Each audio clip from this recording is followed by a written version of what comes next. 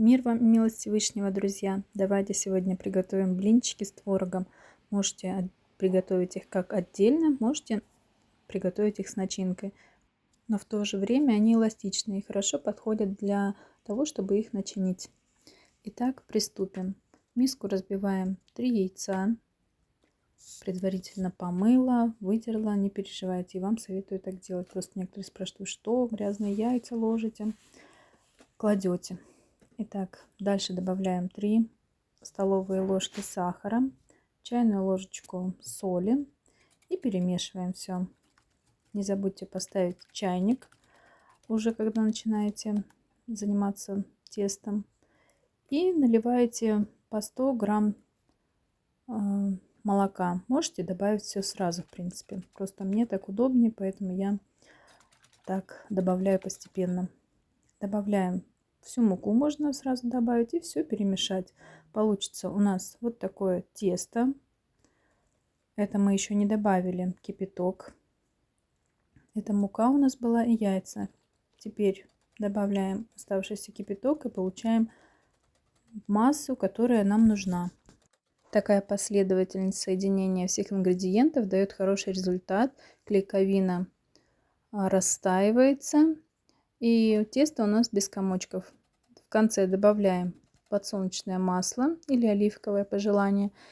И оставляем желательно на минут 10-15, чтобы тесто у нас, масса наша расстоялась. В принципе, она уже готова. Можно и сейчас печь. Вот смотрите, какая она хорошая получилась. Сковороду раскаляем. Ставим на огонь ближе к самому большому, можно сказать. Если у вас электрическая плита, то из 9 ставьте на 7 примерно. Я ставлю на большой огонь, смазываю маслом и наливаю нашу массу. Блинчики готовятся довольно-таки быстро. Переворачиваем удобным для вас способом. Так нужно испечь все блины. Температура высокая, поэтому будет печься все очень быстро. Блинчики я складываю стопкой и накрываю крышкой. Так блинчики будут, корочка даже их мягкая. Если вы планируете их заворачивать, то, конечно, так лучше сделать, накрыть их крышкой. Если просто будете пустые блинчики кушать, то можно оставить и так с хрустящими краями. И смазывайте сливочным маслом. Сковородку, кстати, можно через раз, через два даже смазывать. Если она у вас хорошая, не пригорает, то каждый раз смазывать нет необходимости. Да, еще один момент. Перед тем, как будете наливать на сковородку блинчики, не забывайте каждый раз со дна перемешивать нашу блинную массу, чтобы мука не осела и была равномерная густая масса. Теперь займемся начинкой. Если вы планируете блинчики просто завернуть творог и есть сразу, тогда яйцо не надо ложить. Если вы планируете потом обжарить их на сковородке, тогда в творог положите яйцо и разомните его. Итак, творог хорошо надо размять с сахаром и с яйцом. Добавьте ваниль и опять же разотрите. И получится такая воздушная хорошая масса.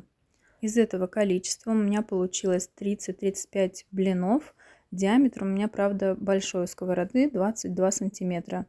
Если будут поменьше, то, конечно, и блинчиков будет побольше. Посмотрите, какие они эластичные, тоненькие, не тяжелые, как это бывает, когда забьют тесто мукой.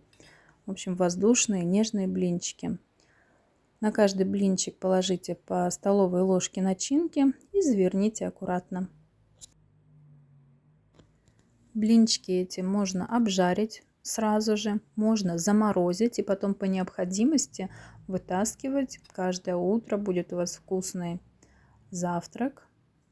И также обжарить их под закрытой крышкой. Можно также блинчики и запечь. Смажьте форму, где будете запекать, сливочным маслом. Уложите блинчики и на 180 градусов можно поместить на 15 минут в духовой шкаф. Сама процедура заворачивания блинчиков очень интересная, такая домашняя. Так что попробуйте обязательно так сделать, приготовить.